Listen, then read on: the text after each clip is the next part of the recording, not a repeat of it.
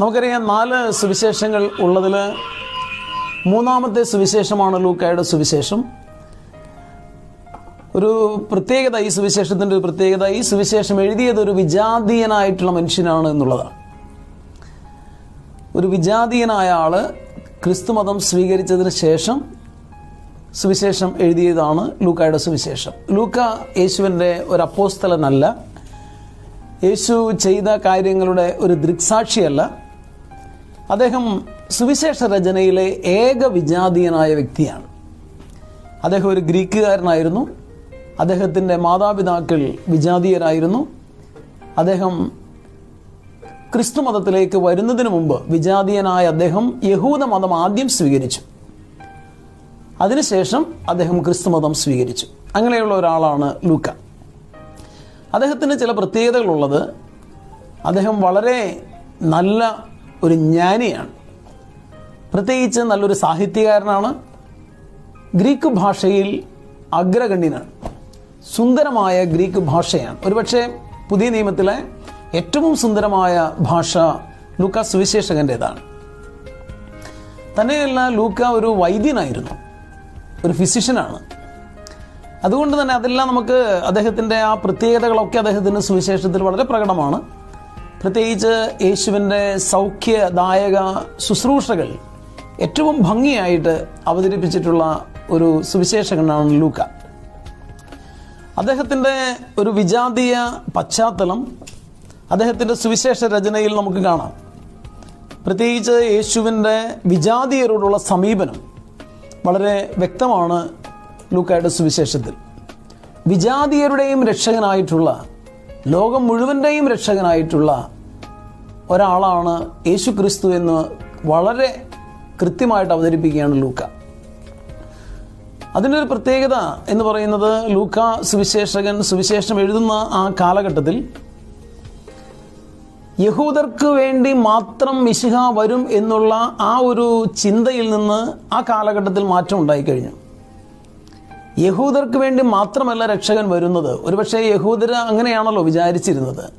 യഹൂദർക്ക് വേണ്ടിയിട്ടാണ്, അല്ലെങ്കിൽ യഹൂദരുടെ വംശത്തിൽ നിന്ന്, യൂദാ വംശത്തിൽ നിന്ന് യഹൂദ മതത്തിൽ രൂപം കൊള്ളുന്ന മിശിഹ, ദാവീദിൻ്റെ പുത്രനായി രൂപം കൊള്ളുന്ന മിശിഹ യഹൂദരുടെ രക്ഷകൻ എന്നുള്ള നിലയിലാണ് യഹൂദരെ പ്രധാനമായിട്ട് കണ്ടിരുന്നത്. പ്രവാചകന്മാരൊക്കെ വരാനിരിക്കുന്ന രക്ഷകൻ്റെ സാർവത്രിക രക്ഷയുടെ മാനങ്ങളെക്കുറിച്ച് പറയുമ്പോഴും യഹൂദർക്ക് ഒരു ദേശീയതാബോധം ശക്തമായിട്ടുണ്ടായിരുന്നു, എ സെൻസ് ഓഫ് നാഷണാലിറ്റി.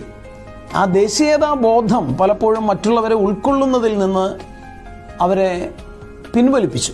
എന്ന് പറഞ്ഞാൽ എല്ലാ മനുഷ്യർക്കും രക്ഷ എന്നുള്ള ചിന്താഗതി ഉൾക്കൊള്ളാൻ ഈ യഹൂദർക്ക് കഴിഞ്ഞിട്ടില്ല.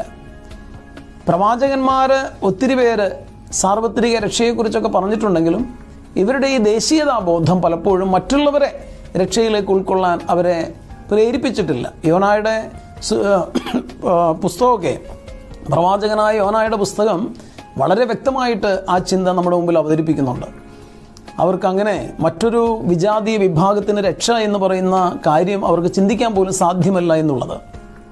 പക്ഷേ ലൂക്ക സുവിശേഷം എഴുതുന്ന കാലഘട്ടം വന്നപ്പോൾ പൊതുവെ ജനങ്ങളുടെ ഇടയിൽ, പ്രത്യേകിച്ച് ക്രിസ്തു മതം പ്രചരിച്ചു തുടങ്ങിയ ആ കാലഘട്ടത്തിൽ വിജാതീയരായിട്ടുള്ള ആളുകളുടെ ഇടയിൽ പോലും, വിജാതീയരായിട്ടുള്ള ആളുകൾ ക്രിസ്തു മതത്തിലേക്ക് വരാൻ തുടങ്ങിയ കാലഘട്ടത്തിൽ യേശുക്രിസ്തു രക്ഷകൻ എന്ന് പറയുമ്പോൾ അത് യഹൂദരുടെ മാത്രം രക്ഷകൻ എന്നുള്ള ആ യഹൂദ ചിന്താഗതിയിൽ നിന്ന് തികച്ചും മാറിയ ഒരു കാലഘട്ടമായിരുന്നു ലൂക്ക സുവിശേഷം എഴുതുന്ന കാലഘട്ടം.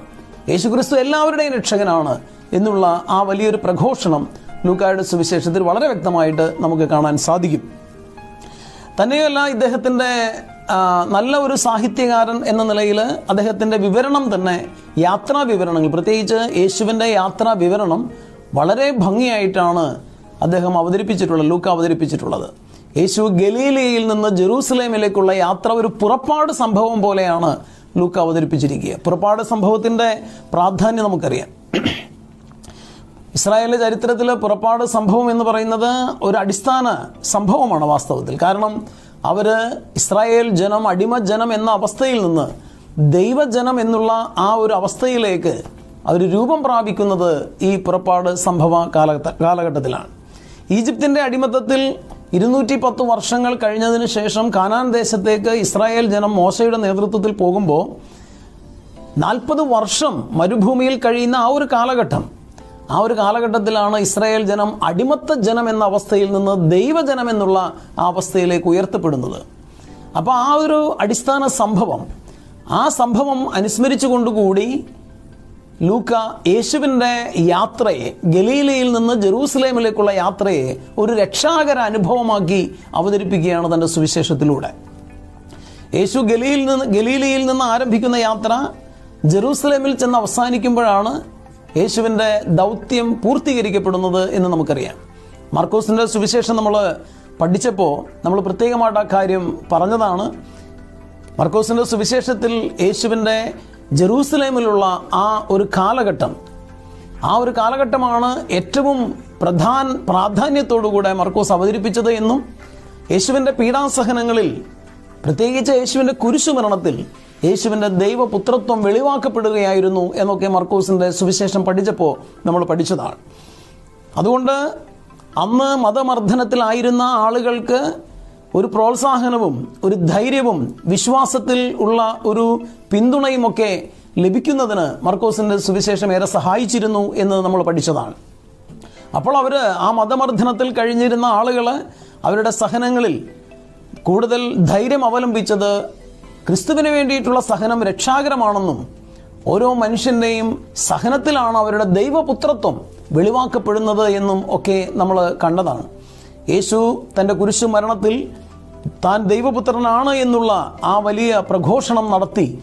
അത് തെളിയിക്കപ്പെട്ട് അല്ലെങ്കിൽ വെളിവാക്കപ്പെട്ടത് കുരിശുമരണത്തിലാണെന്നും ശതാധിപൻ കുരിശിനെ നോക്കി ഇവൻ സത്യമായും ദൈവപുത്രനായിരുന്നു അല്ലെങ്കിൽ സത്യമായും ദൈവപുത്രനാണ് എന്ന് ശതാധിപൻ പ്രഘോഷിച്ചത് മർക്കോസ് പ്രത്യേകം എടുത്ത് പറയുന്നുണ്ട്. അപ്പോൾ ആ സുവിശേഷത്തിൻ്റെ പ്രാരംഭത്തിൽ ദൈവപുത്രനായ യേശു ക്രിസ്തുവിൻ്റെ സുവിശേഷത്തിൻ്റെ ആരംഭം എന്ന് പറഞ്ഞ് ആരംഭിക്കുന്ന മർക്കോസ് യേശു കുരിശിൽ മരിക്കുമ്പോൾ ശതാധിപൻ്റെ ആ പ്രഘോഷണം, സത്യമായും ഈ മനുഷ്യൻ ദൈവപുത്രനാണ് എന്നുള്ള ആ പ്രഘോഷണത്തിലൂടെ യേശുവിൻ്റെ ദൈവപുത്രത്വം വെളിവാക്കപ്പെടുന്ന ഒരു മേഖലയായിരുന്നു യേശുവിൻ്റെ കുരിശു മരണത്തിൻ്റെ ആ നിമിഷം എന്ന് മർക്കോസ് അവതരിപ്പിക്കുകയാണ്. അതിലൂടെ മതമർദ്ദനത്തിൽ കഴിഞ്ഞിരുന്ന ക്രിസ്ത്യാനികൾക്ക് യേശുവിന് വേണ്ടി സഹിക്കാനും, ഞങ്ങൾക്ക് വേണ്ടി സഹിക്കുകയും മരിക്കുകയും ചെയ്തൊരുവന് വേണ്ടി സഹിക്കാനും മരിക്കാനും ഞങ്ങൾ തയ്യാറാണ് എന്ന് അവർക്ക് പ്രഘോഷിക്കാനും അതിനെ സാക്ഷ്യപ്പെടുത്താനും കഴിഞ്ഞുവെന്നും, ഒപ്പം തന്നെ അവരുടെ സഹനത്തിലാണ് അവരുടെ ദൈവപുത്രത്വം വെളിവാക്കപ്പെടുന്നത് എന്നുള്ള ഉറച്ച ബോധ്യത്തോടുകൂടെ യേശുനാമത്തിൽ സാക്ഷ്യം വഹിക്കാൻ അവർക്ക് കഴിഞ്ഞുവെന്നൊക്കെ നമ്മൾ മാർക്കോസിൻ്റെ സുവിശേഷം പഠിച്ചപ്പോൾ കണ്ടു.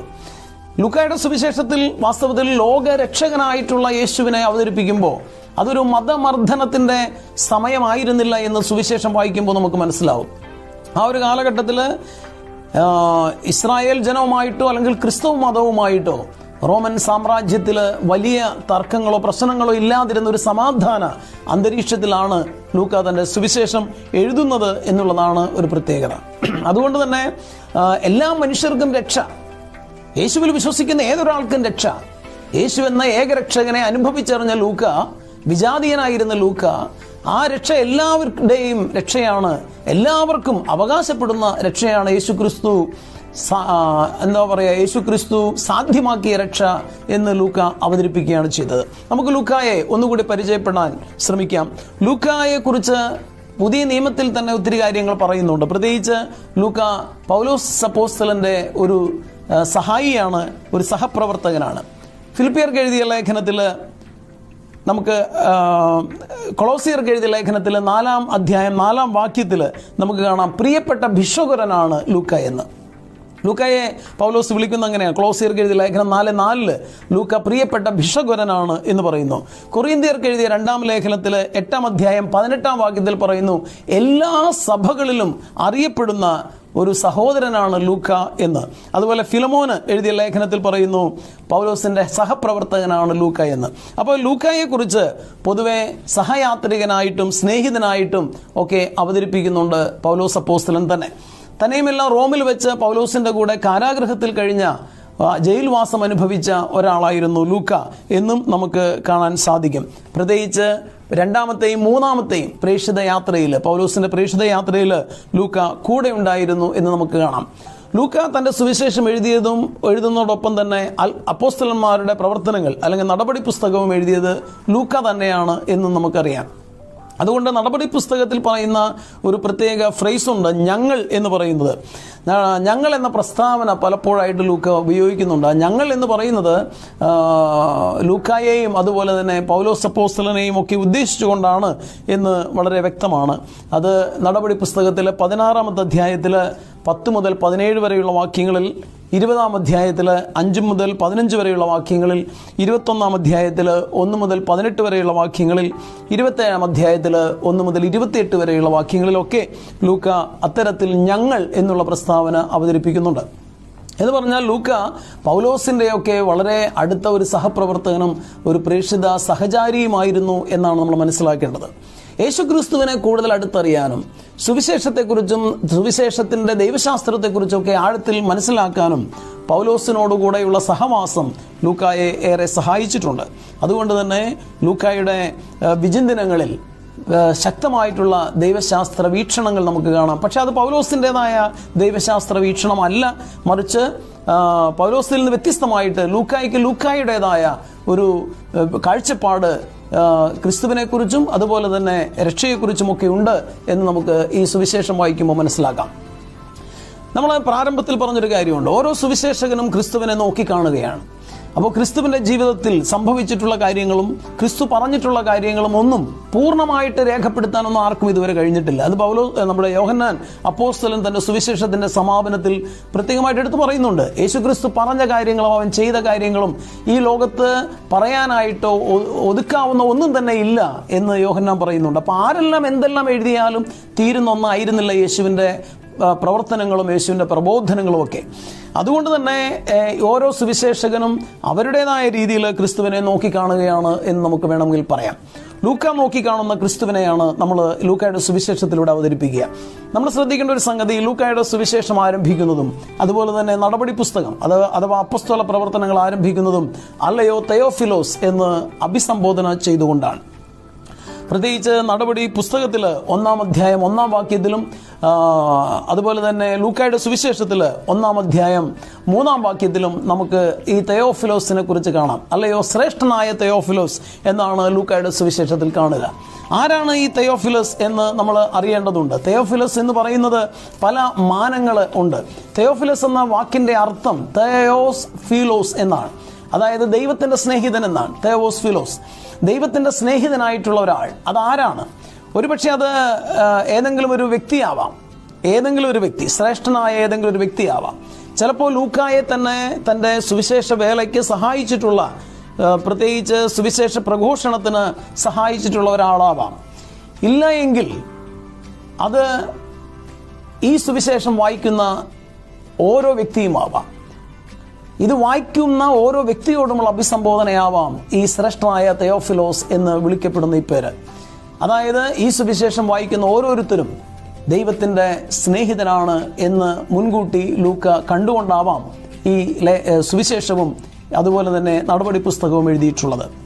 അതുകൊണ്ട് യേശുക്രിസ്തുവിനെ അറിയാനും യേശുക്രിസ്തുവിൻ്റെ രക്ഷയിലേക്ക് കടന്നു വരാനും ആഗ്രഹിക്കുന്ന ഏതൊരാളും ലൂക്കായുടെ സുവിശേഷവും അപ്പോസ്തല പ്രവർത്തനങ്ങളും വായിക്കാൻ തുടങ്ങുമ്പോൾ തന്നെ അയാൾ ദൈവത്തിൻ്റെ പ്രിയപ്പെട്ട സ്നേഹിതനായി തീരുകയാണ് എന്ന് ലൂക്ക പറയാതെ പറയുകയാണ് ആ ഒരു അഭിസംബോധനയിലൂടെ തന്നെ. അതുകൊണ്ട് ലൂക്കായുടെ സുവിശേഷം വായിക്കുന്ന ഓരോരുത്തരും ദൈവത്തിൻ്റെ സ്നേഹിതനാണ്. ആ ഒരു അർത്ഥത്തിൽ ലൂക്ക തൻ്റെ പുസ്തകങ്ങൾ രണ്ടും തുടങ്ങുന്നത് അല്ലയോ തെയോഫിലോസ് എന്ന് അഭിസംബോധന ചെയ്തുകൊണ്ടാണ്. എന്ന് പറഞ്ഞാൽ സുവിശേഷം വായിക്കുന്ന ഞാനും സുവിശേഷം വായിക്കുന്ന നിങ്ങൾ ഓരോരുത്തരും തെയോഫിലോസ് ആണ് ലൂക്കായെ സംബന്ധിച്ചിടത്തോളം. ലൂക്കായുടെ സുവിശേഷത്തിൻ്റെ പ്രത്യേകത കൂടുതൽ അടുത്തറിയുമ്പോൾ നടപടി പുസ്തകം അദ്ദേഹം തന്നെ എഴുതിയിരിക്കുന്നത് കൊണ്ട് നടപടി പുസ്തകത്തിൻ്റെ ചില പ്രാധാന്യങ്ങൾ കൂടെ നമ്മൾ അറിയണം. പ്രത്യേകിച്ച് നടപടി പുസ്തകം 1-ാം അധ്യായത്തിൽ 8-ാമത്തെ വാക്യത്തിൽ പറയുന്നൊരു കാര്യം, എന്നാൽ പരിശുദ്ധാത്മാവ് നിങ്ങളുടെ മേൽ വന്നു കഴിയുമ്പോൾ നിങ്ങൾ ശക്തി പ്രാപിക്കും.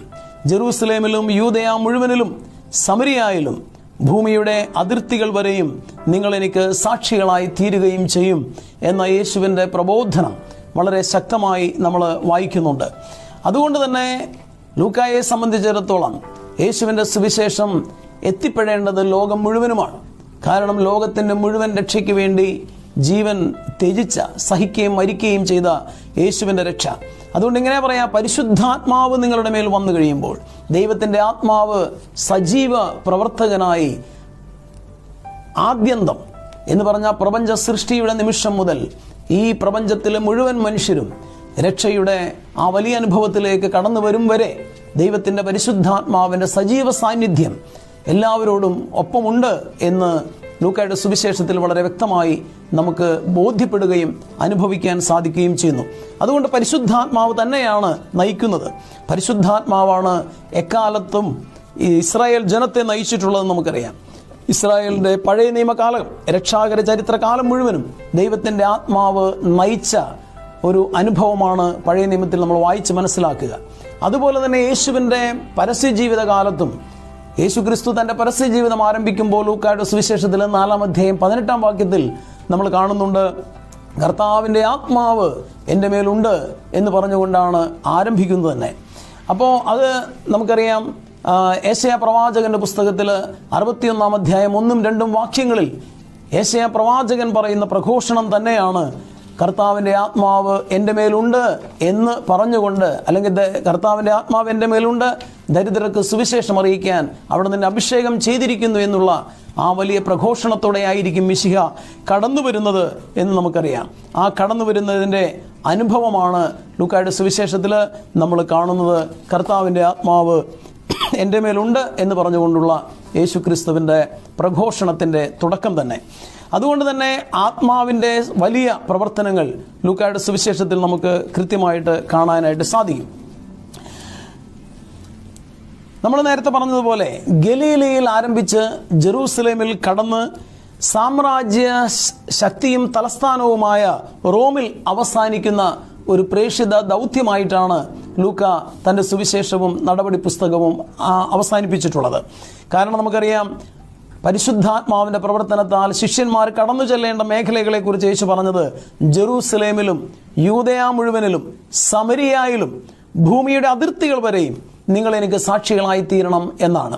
അത് ജെറൂസലേം ആദ്യം അവർക്ക് ഏറ്റവും പരിചിതമായ സ്ഥലം ജെറൂസലേം എന്നുള്ള നിലയിൽ അവരുടെ പ്രവർത്തനങ്ങൾ ജെറൂസലേമിൽ പൂർത്തീകരിച്ച ശേഷം യൂദയ മുഴുവനിലും അത് പൂർത്തീകരിക്കപ്പെടുകയും വിജാതീയ നഗരങ്ങളിലേക്ക്, പ്രത്യേകിച്ച് സമരിയായിലും മറ്റും ആ രക്ഷയുടെ തലങ്ങൾ പ്രഘോഷണം കടന്നു ചെല്ലുകയും ഒടുവിൽ ഭൂമിയുടെ അതിർത്തികൾ വരെയും, ഭൂമിയുടെ അതിർത്തി എന്ന് അന്ന് കണക്കാക്കപ്പെട്ടിരുന്നത് റോമായിരുന്നത് കൊണ്ട് റോമിൽ ചെന്ന് ഇത് അവസാനിപ്പിക്കണം, അല്ലെങ്കിൽ റോം വരെയും ഇതെത്തണം എന്നുള്ള ഒരു ചിന്തയായിരുന്നു അന്നത്തെ ക്രിസ്തീയ സമൂഹത്തിന് തന്നെ ഉണ്ടായിരുന്നത്.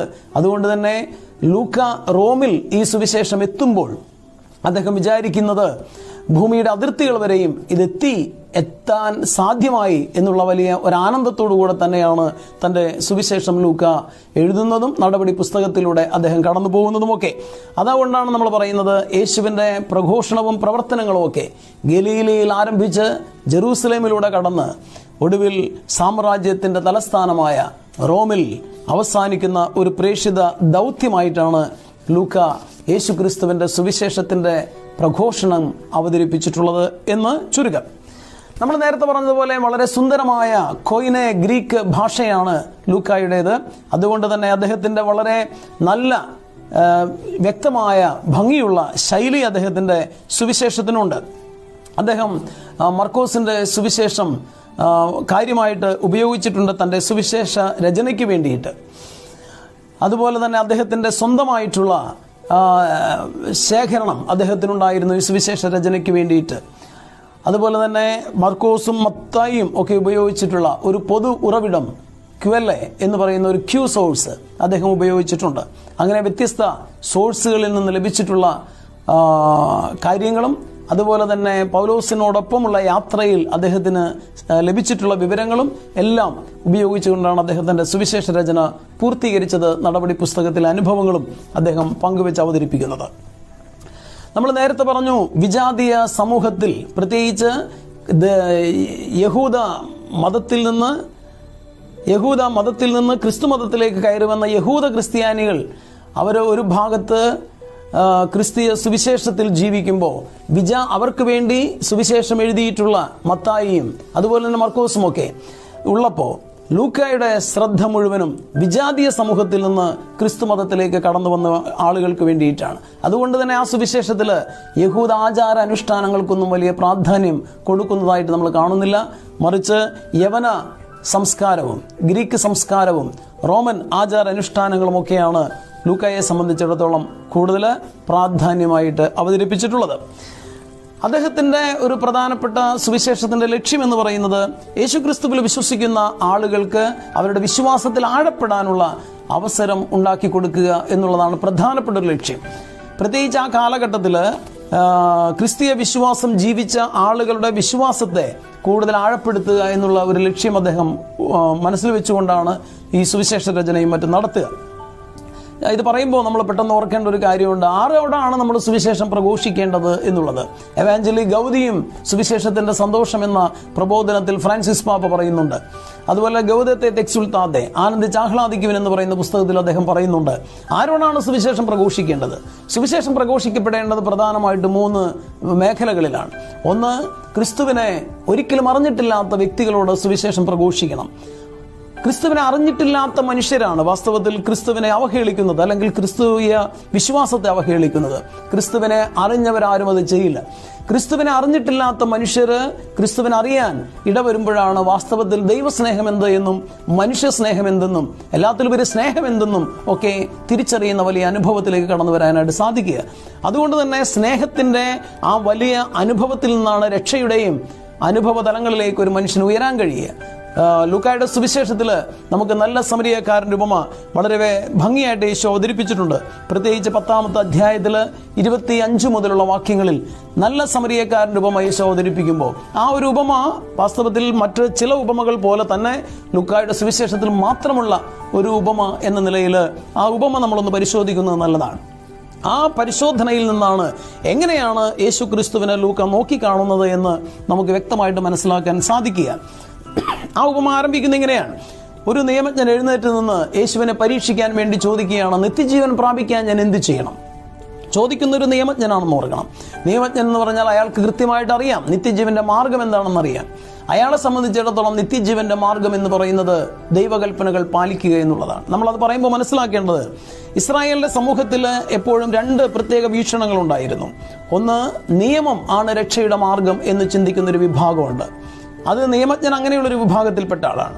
നിയമം പാലിക്കുക. നിയമം എന്ന് പറയുമ്പോൾ നമ്മൾ പറയുന്ന 10 കൽപ്പനകൾ മാത്രമല്ല, മറിച്ച് പഞ്ചഗ്രന്ഥി മുഴുവനുമാണ്. ഉൽപ്പത്തി, പുറപ്പാട്, ലേവ്യർ, സംഖ്യ, നിയമാവർത്തനം എന്നീ പറയുന്ന ഈ 5 പുസ്തകങ്ങൾ പഠിപ്പിക്കുന്ന മുഴുവൻ കാര്യങ്ങളും തോറ എന്നൊറ്റ വാക്കിൽ പറയാം. അത് മുഴുവനും പാലിക്കുന്നതിലൂടെ ഒരാൾക്ക് രക്ഷ കിട്ടും എന്ന് വിശ്വസിക്കുന്ന ഒരു വിഭാഗമാണ് നിയമജ്ഞ വിഭാഗം എന്ന് പറയുക. യഹൂദ മതത്തിൽ തന്നെ എല്ലാവരും തന്നെ അങ്ങനെ ബഹുഭൂരിപക്ഷം പേരും അങ്ങനെ വിശ്വസിക്കുകയും അത് പാലിക്കപ്പെടാൻ നിർബന്ധിതരാകുകയും ചെയ്യുന്നൊരു സമൂഹമായിരുന്നു എന്ന് നമുക്കറിയാം. നിയമജ്ഞരെ പോലെയുള്ള ആളുകളാണ് അതിൻ്റെ സംരക്ഷകരായിട്ട് നിലകൊണ്ടത് എന്ന് ചുരുക്കം. അങ്ങനെയുള്ള ഒരു നിയമജ്ഞനാണ് യേശുവിനോട് ചോദിക്കുക, നിത്യജീവൻ പ്രാപിക്കാൻ ഞാൻ എന്ത് ചെയ്യണമെന്ന്. യേശു ഒരു യഹൂദൻ എന്ന നിലയിൽ പറയേണ്ടത് ഇത് തന്നെയാണ്, തോറ, നിയമം പാലിക്കുക എന്ന് തന്നെ. അപ്പോൾ യേശു അയാളോട് ചോദിക്കുകയാണ്, എന്താണ് ചെയ്യേണ്ടത്? നിയമത്തിൽ എന്താണ് എഴുതിയിരിക്കുന്നത്? അപ്പോൾ കൃത്യമായിട്ട് അയാൾ മറുപടി പറയുകയാണ്, പൂർണ്ണ ഹൃദയത്തോടും പൂർണ്ണ ആത്മാവോടും പൂർണ്ണ ശക്തിയോടും കൂടി നീ നിന്റെ ദൈവമായ കർത്താവിനെ സ്നേഹിക്കുക, നിന്നെ പോലെ നിന്റെ അയൽക്കാരനെയും സ്നേഹിക്കുക. അതാണ് എല്ലാ നിയമങ്ങളുടെയും സംക്ഷിപ്ത രൂപമായിട്ടുള്ളത്. തോറ മുഴുവൻ്റെയും സംക്ഷിപ്തം അതാണ്, ദൈവസ്നേഹവും പരസ്നേഹവും. അവിടെ ഒരു പ്രശ്നമുള്ളത്, പരസ്നേഹം എന്ന് പറയുമ്പോൾ അത് എല്ലാ മനുഷ്യരും പെടുമോ എന്നുള്ളതാണ്. അയൽക്കാരനെ സ്നേഹിക്കുക എന്ന് പറയുമ്പോൾ ആരാണ് അയൽക്കാരൻ? ഹൂ ഇസ് മൈ നെയ്ബർ എന്നുള്ളത് വലിയൊരു ചോദ്യമാണ്. ആരാണ് എൻ്റെ അയൽക്കാരൻ എന്നുള്ള ചോദ്യം. കാരണം ഒരു ഇസ്രായേൽക്കാരനെ സംബന്ധിച്ചിടത്തോളം അവൻ്റെ അയൽക്കാരൻ എന്ന് പറയുന്നത് മറ്റൊരു ഇസ്രായേൽക്കാരനാണ്. ഏറ്റവും സങ്കുചിതമായൊരു മനോഭാവമായിരുന്നു അത്. അവന് വേറൊരാളെ അയൽക്കാരനായിട്ട് കാണാൻ സാധ്യമല്ല. അങ്ങനെ സങ്കുചിതമായി ചിന്തിക്കുന്ന ഒരു മതം ഇസ്രായേൽ മതത്തിന് അല്ലെ യഹൂദ മതത്തിന് മറ്റാരെയും ഉൾക്കൊള്ളാൻ കഴിഞ്ഞില്ല. അതുകൊണ്ട് തന്നെയാണ് വിജാതീയ ഗണത്തെ പലപ്പോഴും നായ്ക്കളായിട്ടും അതുപോലെ തന്നെ ഒരിക്കലും രക്ഷ പ്രാപിക്കാനാവാത്ത വിധം അവഗണിക്കപ്പെട്ടവരായിട്ടുമൊക്കെ ഇസ്രായേൽ സമൂഹം കണ്ടത്. ഒരു മതത്തിന്റെ ഏറ്റവും വലിയ സങ്കുചിത മനോഭാവമാണെന്ന് ഓർക്കണം. മറ്റുള്ള മനുഷ്യരെയൊക്കെ ശത്രുക്കളായി കാണുന്ന മനോഭാവം, അത് ഏത് മതമാണേലും. അപ്പോൾ സമരിയക്കാരൻ്റെ ഉപമയിലൂടെ യേശു പറയാൻ ആഗ്രഹിക്കുന്നത് കൃത്യമായിട്ടുള്ള ഹൂ ഇസ് മൈ നെയ്ബർ എന്നുള്ള ചോദ്യത്തിന്റെ ഉത്തരമാണ്. ആരാണ് എൻ്റെ അയൽക്കാരനെന്ന് യേശു ക്രിസ്തുവിനോട് ചോദിക്കുന്നത് നിയമജ്ഞനാണ്, യേശു ക്രിസ്തുവല്ല. നിയമജ്ഞൻ ചോദിക്കുകയാണ്, ആരാണ് എൻ്റെ അയൽക്കാരൻ? ആരാണ് എൻ്റെ അയൽക്കാരൻ എന്ന് നിയമജ്ഞൻ ചോദിക്കുമ്പോൾ ഒരു പ്രശ്നമുണ്ട്. അയാളെ സംബന്ധിച്ച് മറ്റൊരു യഹൂദൻ മാത്രമാണ് അയൽക്കാരൻ. യേശു ഒരു യഹൂദനായതുകൊണ്ട് യേശു പറയണം എൻ്റെ അയൽക്കാരൻ എന്ന് പറയുന്നത് മറ്റൊരു യഹൂദനാണ് എന്ന്. പക്ഷെ യേശു ഒരിക്കലും അത് പറയില്ല. അതുകൊണ്ട് യേശു എന്ത് ചെയ്തു? യേശു ഒരു ഉപമ പറയുകയാണ്. യഥാർത്ഥത്തിൽ അയാളെ മാത്രമല്ല, ലോകത്തെ തന്നെ ആരാണ് ഹൂ ഇസ് യുവർ നെയ്ബർ എന്ന് പഠിപ്പിക്കാൻ വേണ്ടി, ആരാണ് നിന്റെ അയൽക്കാരൻ എന്ന് പഠിപ്പിക്കാൻ വേണ്ടി യേശു പറഞ്ഞ ഉപമയാണ് നല്ല സമരിയക്കാരൻ്റെ ഉപമ. ആ നല്ല സമരിയക്കാരൻ്റെ ഉപമയിൽ നമ്മൾ കാണുന്നത് എങ്ങനെയാണെന്നറിയോ? ഒരു മനുഷ്യൻ ജെറൂസലേമിൽ നിന്ന് ജെറീക്കോയിലേക്ക് യാത്ര ചെയ്യുന്നു. ആ ജെറൂസലേം എന്നുള്ള പദവും സ്ഥലവും ജെറീക്കോ എന്നുള്ള സ്ഥലവും പ്രധാനമായിട്ടും ശ്രദ്ധിക്കപ്പെടേണ്ടതാണ്. ജെറൂസലേം എന്നത് ഇസ്രായേലിന്റെ തലസ്ഥാനമാണ്. ദൈവാലയം നിലകൊള്ളുന്ന ഇടമാണ്. ദൈവത്തിൻ്റെ വാസസ്ഥലം എന്ന് വേണേൽ പറയാം. ദൈവത്തിൻ്റെ ഇരിപ്പിടമാണ്. ദ എബോർഡ് ഓഫ് യാവേ, ദൈവത്തിൻ്റെ വാസസ്ഥലമാണ്, കർത്താവിൻ്റെ വാസസ്ഥലമാണ് ജെറൂസലേം. അതുകൊണ്ട് തന്നെ അതൊരു ദൈവിക മേഖല എന്ന് വേണേൽ പറയാം. ആ ഒരു ദൈവിക മേഖലയിൽ നിന്ന്, ജെറൂസലേമിൽ നിന്ന് എങ്ങോട്ടാ പോവുക? ജെറീക്കോയിലേക്ക് പോവുകയാണ്. ജെറീക്കോ എന്ന് പറയുന്നത് വിജാതീയ സ്ഥലമാണ്. നമുക്കറിയാം, ഏറ്റവും പൗരാണിക സിറ്റിയാണ് ജെറീക്കോ എന്ന് പറയുക. ആ പൗരാണികമായ നഗരത്തിലേക്ക്, ജെറീക്കോയിലേക്ക് പോകുമ്പോൾ ഒരു യാത്ര, നീണ്ട യാത്രയുണ്ട്.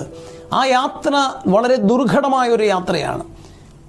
പലയിടത്തും ഒത്തിരിയേറെ ശത്രുക്കൾ, പ്രത്യേകിച്ച് കള്ളന്മാരും കവർച്ചക്കാരും ഒക്കെ ഒളിഞ്ഞിരിക്കാറുണ്ട്. ഇപ്പോഴും നമ്മൾ യാത്ര ചെയ്യുമ്പോൾ നമുക്കറിയാൻ പറ്റും, ജെറൂസലേമിൽ നിന്ന് ജെറീക്കോയിലേക്കുള്ള യാത്ര അത് പലയിടങ്ങളിലും ഒറ്റപ്പെട്ട സ്ഥലങ്ങളാണ്. അധികം വാസസ്ഥലമായിട്ടുള്ള അല്ലെങ്കിൽ ആൾ താമസങ്ങളുള്ള ഏരിയയല്ല. അതുകൊണ്ട് തന്നെ ചിലപ്പോഴൊക്കെ രാത്രി കാലങ്ങളുടെ യാത്ര ഇപ്പോഴും ദുർഘടമാണ്. അങ്ങനെ ഇരിക്കെ ആ കാലഘട്ടത്തിൽ അത് കൂടുതൽ ദുർഘടമായൊരവസ്ഥയാണ്. അപ്പോൾ ജെറീക്കോ എന്ന് പറയുമ്പോൾ ഒരു വിജാതിയനെ സംബന്ധിച്ചിടത്തോളം, അല്ലെങ്കിൽ യഹൂദനെ സംബന്ധിച്ചിടത്തോളം ജെറീക്കോ വിജാതിയരുടെ ഇടമാണ്. ജെറൂസലേം പോലെയല്ല. ജെറൂസലേം ദൈവാവിഷ്കാരത്തിൻ്റെ മേഖലയും ദൈവികമായൊരു മേഖലയുമാണെങ്കിൽ ജെറീക്കോ തികച്ചും ഒരു ഭൗമികമായ മേഖലയാണ്, ലൗകികമായ മേഖലയാണ്. അതൊരു വിജാതീയ മേഖലയാണ്. അതുകൊണ്ട് അവിടെ ദൈവം വസിക്കുന്ന ഇടമല്ല. ഒരു ഇസ്രായേൽക്കാരനെ സംബന്ധിച്ച്, യഹൂദനെ സംബന്ധിച്ച് അത് ദൈവം വസിക്കുന്ന ഇടമല്ല. അത് കള്ളന്മാരുടെയും കവർച്ചക്കാരുടെയും ഇടമാണ്. അതുകൊണ്ട് ആത്മീയമായൊരു മേഖലയിൽ നിന്ന് ലൗകികമായൊരു മേഖലയിലേക്കുള്ള യാത്ര പോലെയാണത്. അല്ലെങ്കിൽ ദൈവികമായൊരു മേഖലയിൽ നിന്ന് ലൗകികമായൊരു മേഖലയിലേക്കുള്ള യാത്ര പോലെയാണത്. അപ്പോൾ ഈ പോകുന്ന മനുഷ്യൻ പോകുന്നത് അങ്ങനെയാണ്. സമാധാനത്തിൻ്റെ ഒരു നഗരത്തിൽ നിന്ന് ഒരു ശത്രുതയുടെ നഗരത്തിലേക്കുള്ള യാത്ര. പോകുമ്പോഴേ അയാൾ ആക്രമിക്കപ്പെടുകയാണ്. ഒരു വിധത്തിൽ ഏതൊരു മനുഷ്യനും ദൈവത്തിൻ്റെ മേഖലയിൽ നിന്ന് ലൗകിക മേഖലയിലേക്ക് പോകുമ്പോൾ ആ യാത്രയിൽ എവിടെയെങ്കിലുമൊക്കെ വെച്ച് ആക്രമിക്കപ്പെടുക എന്ന് പറഞ്ഞു കഴിഞ്ഞാൽ അയാളുടെ സമാധാനവും ആനന്ദവും ഒക്കെ നഷ്ടപ്പെടുന്ന ജീവിത സാഹചര്യങ്ങളിലേക്ക് അയാൾ പോയേക്കാം. അങ്ങനെ പോകുന്ന മനുഷ്യനെ ഉപേക്ഷിച്ച് കളയാവോ? ഇതാണൊരു പ്രശ്നം. അങ്ങനെ പോകുന്ന മനുഷ്യന് പലരും അയാളെ ആക്രമിക്കപ്പെടാം, ഒറ്റപ്പെടാം. അങ്ങനെ മുറിവേറ്റ് കിടക്കുന്ന ഒരു മനുഷ്യനെ ആര് നോക്കും? ദൈവത്തിൽ നിന്ന് അകന്നു പോയ മനുഷ്യനാണ്, ലൗകികതയിൽ ജീവിക്കുന്ന ഒരു മനുഷ്യനാണ്. പക്ഷെ അയാൾ ആര് ശുശ്രൂഷിക്കും? വേണമെങ്കിൽ പറയാം, അയാൾ ദൈവത്തിൽ നിന്ന് അകന്നു പോയ മനുഷ്യനല്ലേ, അയാളെ തള്ളിക്കളയേണ്ടതല്ലേ, ഉപേക്ഷിക്കപ്പെടേണ്ടതല്ലേ എന്നൊക്കെ ചിന്തിക്കാം. അപ്പോൾ ഈ മനുഷ്യൻ, യേശു പറയുന്ന ഉപമയിലെ ഈ മനുഷ്യൻ, അതേത് മനുഷ്യനാണെന്ന് യേശു പറയുന്നില്ല. ഒരു മനുഷ്യൻ, അയാൾ ജെറൂസലേമിൽ നിന്ന് ജെറീക്കോയിലേക്ക് പോകുമ്പോഴേ അയാൾ ആക്രമിക്കപ്പെട്ട് കിടക്കുന്ന, മുറിവേറ്റ് കിടക്കുന്ന മനുഷ്യനോടുള്ള സമീപനമാണ് പ്രധാനം. ആദ്യം അതിലൂടെ പോയത് ഒരു പുരോഹിതനാണ്. പുരോഹിതൻ പോകുന്നത് ഇതുപോലെ തന്നെ ജെറൂസലേമിൽ നിന്നാണ് പോവുക. ജെറൂസലേമിൽ നിന്ന് പോകുന്ന പുരോഹിതൻ എന്ത് കഴിഞ്ഞാൽ പോവുക? തീർച്ചയായിട്ടും ജെറൂസലേം ദേവാലയത്തിലെ ബലിയർപ്പണത്തിന് ശേഷമാകാൻ പോകുന്നത്. ഒരു പുരോഹിതനെ സംബന്ധിച്ച്, പ്രത്യേകിച്ച് സദുച്ചേയ വിഭാഗത്തിൽപ്പെട്ടവരാണ് പുരോഹിതരെ സംബന്ധിച്ച് അവരുടെ ഒരു വിശ്വാസം എന്തായിരുന്നു വെച്ചാൽ, ബലിയർപ്പണം, പ്രത്യേകിച്ച് ലേവ്യരുടെ പുസ്തകത്തിലൊക്കെ പറയുന്നത് പോലെ, ബലിയർപ്പണം വലിയ നീതീകരണത്തിൻ്റെ ഒരു മാർഗമാണ്, രക്ഷയുടെ ഒരു മാർഗമാണ്. അത് നിയമാനുഷ്ഠാനമുള്ള ബലിയർപ്പണമാണ്. അതുകൊണ്ട് തന്നെ ഒരു പുരോഹിതൻ ബലിയർപ്പിക്കപ്പെടുന്നത് നിയമം അനുഷ്ഠിക്കുന്നതിന് തുല്യമാണ്. അയാൾക്ക് രക്ഷ ഏതാണ്ട് സുനിശ്ചിതമാണ്.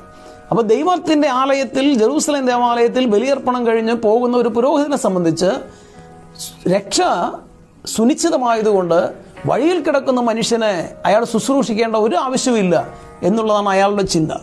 കാരണം അയാളുടെ രക്ഷയുടെ മാർഗം വഴിയിൽ കിടക്കുന്ന മനുഷ്യനല്ല, മറിച്ച് അയാൾ അർപ്പിച്ച ബലിയാണ്. അപ്പോൾ ഒരു പുരോഹിതനെ സംബന്ധിച്ചിടത്തോളം ആ കാലഘട്ടത്തിൽ യഹൂദ മതത്തിൽ, യഹൂദ സംസ്കാരത്തിൽ വിശ്വസിക്കുകയും ജീവിക്കുകയും ആ അനുഷ്ഠാനങ്ങളിൽ വളരെ കാർക്കശ്യത്തോടുകൂടെ ബലിയർപ്പണമൊക്കെ നടത്തിയിരുന്ന പുരോഹിതനെ സംബന്ധിച്ചിടത്തോളം അയാൾക്ക് സ്നേഹമായിരുന്നില്ല പ്രധാനം, മറിച്ച് ബലിയർപ്പണമായിരുന്നു പ്രധാനം. അപ്പോൾ വഴിയിൽ കിടക്കുന്ന മനുഷ്യനെ ശുശ്രൂഷിച്ചാലില്ലേലും അയാൾ ബലിയർപ്പണം കഴിഞ്ഞ് പോകുന്നത് കൊണ്ട് അയാൾക്ക് രക്ഷ അല്ലെങ്കിൽ നിത്യജീവൻ സാധ്യമാണ് എന്ന് വിശ്വസിക്കുന്ന ആൾ. അതുകൊണ്ട് തന്നെ വഴിയിൽ കിടന്ന മനുഷ്യനെ അദ്ദേഹം തിരിഞ്ഞു നോക്കിയില്ല. രണ്ടാമത് പോകുന്ന ലേവായനാണ്. ലേവാനി പറയുന്ന പോലെ ദേവാലയ ശുശ്രൂഷ ചെയ്യുന്നവനാണ്, ഒപ്പം തന്നെ നിയമം അനുഷ്ഠിക്കുന്നവനും നിയമം പഠിപ്പിക്കുന്നവനുമൊക്കെയാണ്.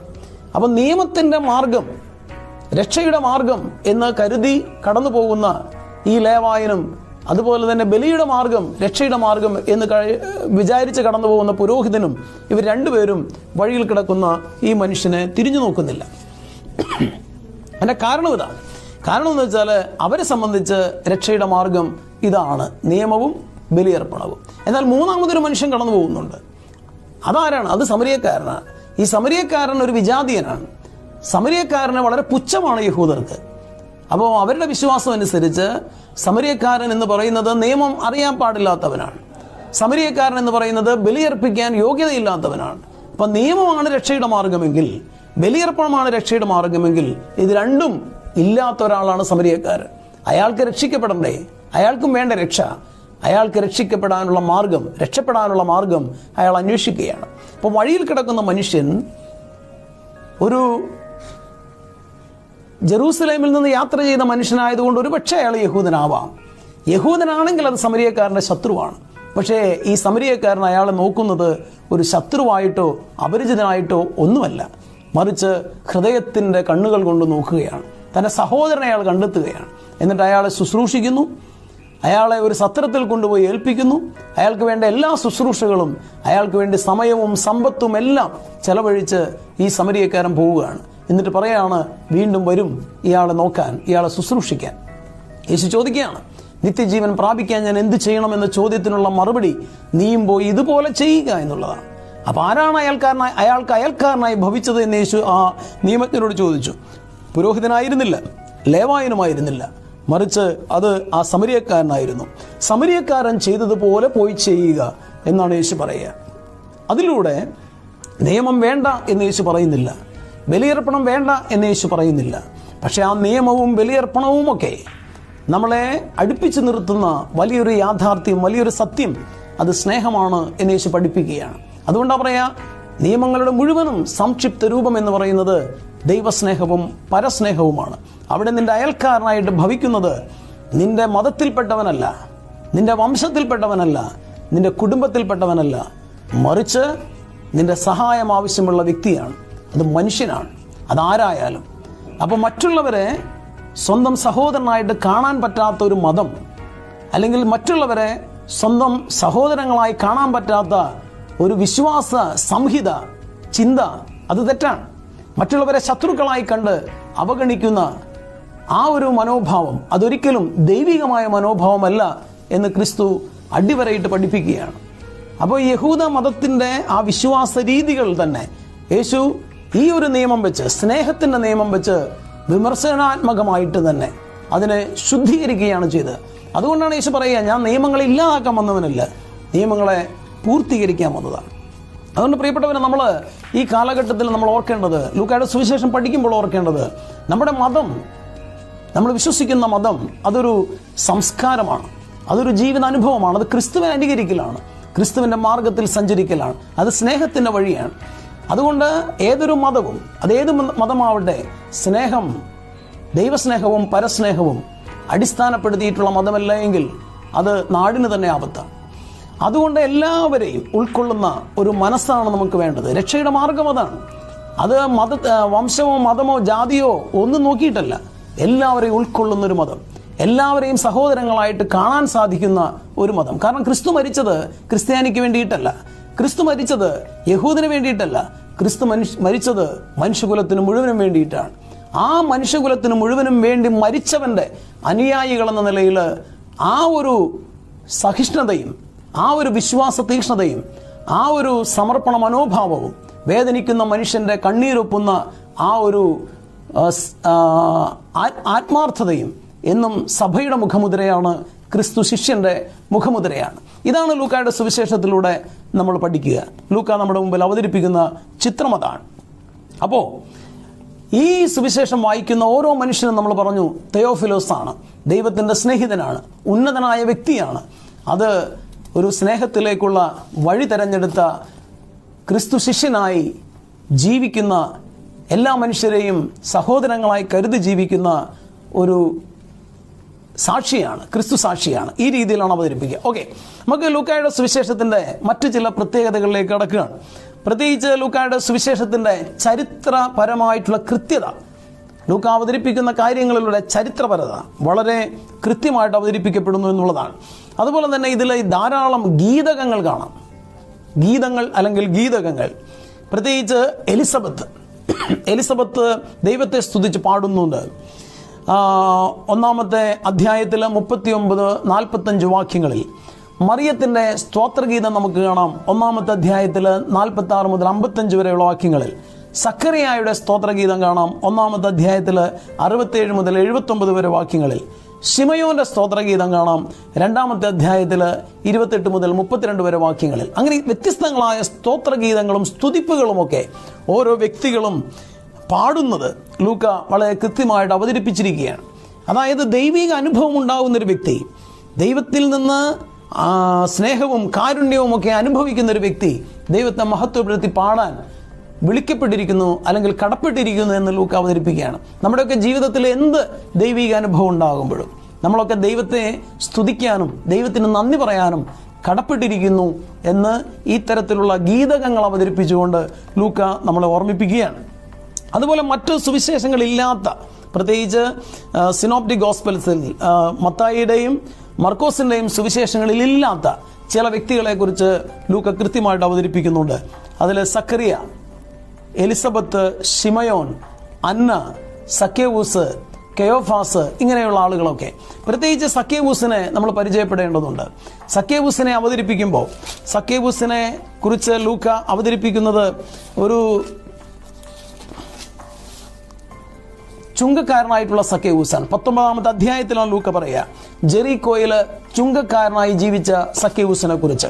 നമ്മൾ മത്തായിയുടെ സുവിശേഷം പഠിച്ചപ്പോൾ ഒരു കാര്യം പഠിച്ചു. ചുങ്കക്കാര് ഏറ്റവും കൂടുതൽ വെറുക്കപ്പെട്ട മനുഷ്യരായിരുന്നു സമൂഹത്തിൽ. കാരണം അവർ ചുങ്കം പിരിച്ചിരുന്നത് പൊതുവെ റോമൻ സാമ്രാജ്യത്തിന് വേണ്ടിയിട്ടാണ്. സ്വന്തം ജനമായ പാലസ്തീനയിൽ നിന്ന് റോമൻ സാമ്രാജ്യത്തിന് വേണ്ടിയിട്ടാണ് ചുങ്കം പിരിച്ചിരുന്നത്. പാലസ്തീന എന്ന് പറയുന്നത് റോമിൻ്റെ കോളനിയായിരുന്നു.